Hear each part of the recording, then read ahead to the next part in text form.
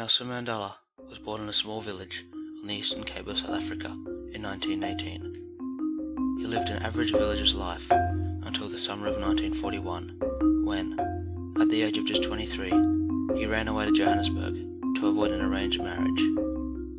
In Johannesburg, Mandela was exposed to the terror of the apartheid regime. As a black man, he lived as a second-class citizen. He couldn't get a well-paid job because it was designated to only white applicants. But Mandela did not accept the racism he saw. He fought it. He defied it. Unlike many others, Mandela refused to give in to apartheid. He entered politics with resistance as his goal. The authorities targeted him, threatening him with prosecution, but he did not back down. Following the brutal massacre of 500 innocent protesters at Sharpeville, his cause grew in strength, and he began to tip the scales in his fight against the apartheid regime. The light was appearing at the end of the tunnel, and Mandela was leading the nation towards it. But just as Mandela was beginning to overpower his white counterparts, he was arrested. None of the charges laid against him were valid, but Mandela refused to speak at his trial, appalled by the nature of his conviction. Even during his own trial, he kept up his defiance and stood strong with his values. He was sentenced to life in prison and sent to Robben Island, 11 kilometers off the coast of Cape Town. After 43 years of resistance, Mandela had finally been silenced by apartheid.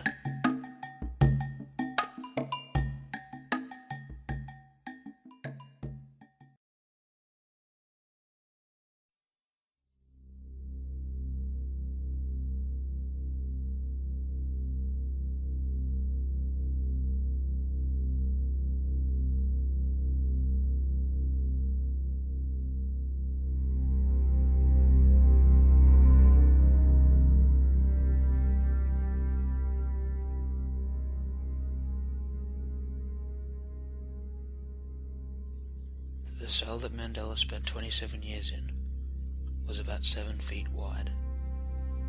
He had no bed, just a blanket. He had no toilet, just a bucket. The black prisoners spent nearly all day in their solitary cells.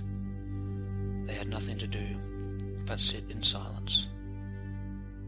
In the summer, the prisoners were taken out to a limestone quarry, where they spent all day mining and loading blocks into trucks. Mandela was allowed one visitor for 30 minutes each year.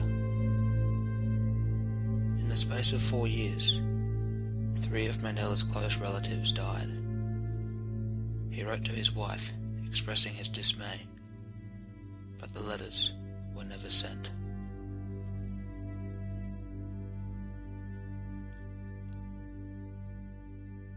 The South African government believed that life imprisonment for Mandela would achieve 2 goals. The first was that his cause would be forgotten. The second, that it would break him as a man. Neither goal was achieved.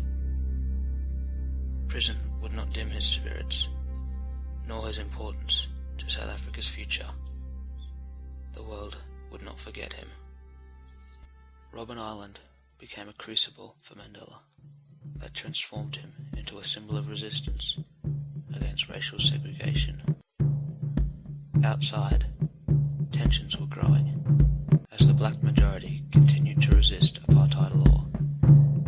Mandela alone motivated a nation into revolution.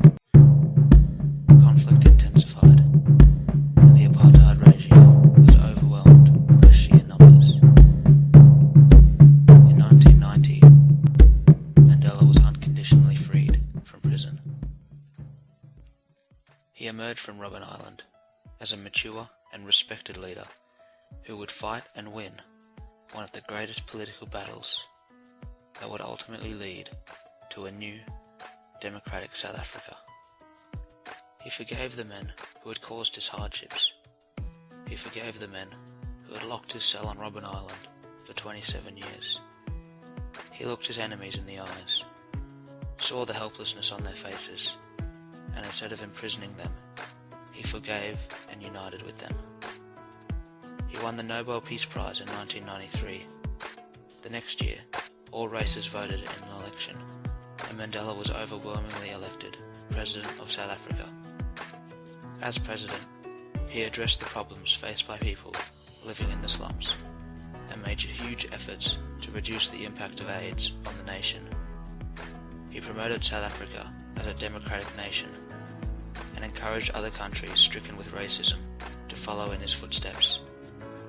He helped South Africa to host the 1995 Rugby World Cup and the 2010 Football World Cup.